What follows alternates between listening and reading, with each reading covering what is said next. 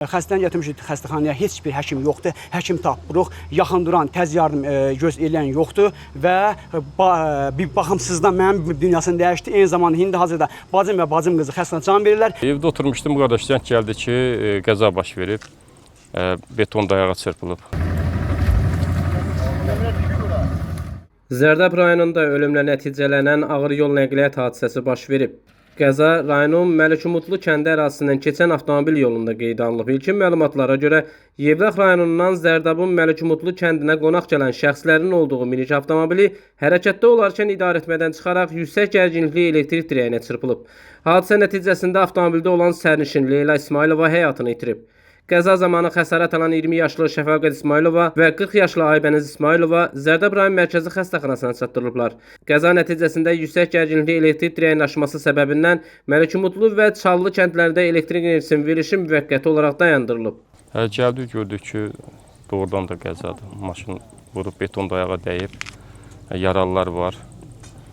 Ölüm bilmirik, var yoxdur, amma yaralılar var idi.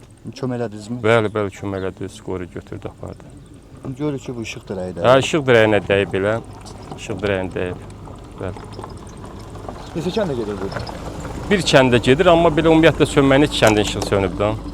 Hadisədən sonra Dinas TV-yə danışan mərhumun yaxınları bildiriblər ki, xəstəxanada yaralılara vaxtında tibbi yardım göstərilməyib və bu gecikmə faciə ilə nəticələnib.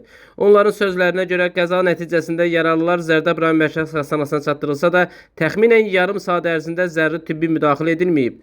Müsahibin iddiasına əsasən BBC həmin müddətdə köməksiz qalıb və elə xəstəxanada həyatını itirib. Vətəndaşların sözlərinə görə vəziyyəti ağır olan digər yaralıların başqa şəhərdə yerləşən ixtisaslaşdırılmış tibb müəssisələrinə təxliyəsi üçün tibbi yardım avtomobili tələb etsələr də onlara belə bir nəqliyyat vasitəsinin olmadığı bildirilib. İddialar bununla da bitmir. Müsahib deyir ki, xəstəxananın direktor müavini tərəfindən onlara qarşı aqressiv davranış sərgilənib. Xəstəxanada həkim çatışmazlığının olduğu, bəzi hallarda isə təcrübə keçən şəxslərin xəstələrə tibbi yardım göstərməyə cəlb olunduğu iddia olunur.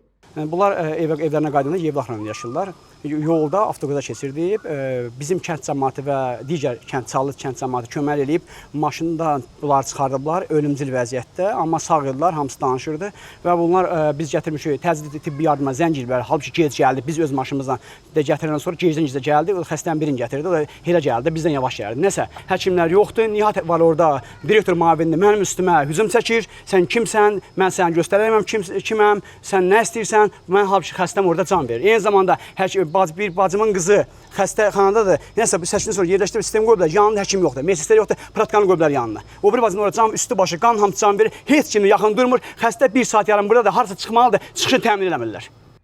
Qeyd edək ki, mərhumun meyidi artıq aidiyyəti üzrə təhvil verilib. Faktla bağlı araşdırma aparılır. Nizami Rəsulov, Aqil Əsədov, Əlibal Əsgərov, xüsusi olaraq Dinas TV üçün.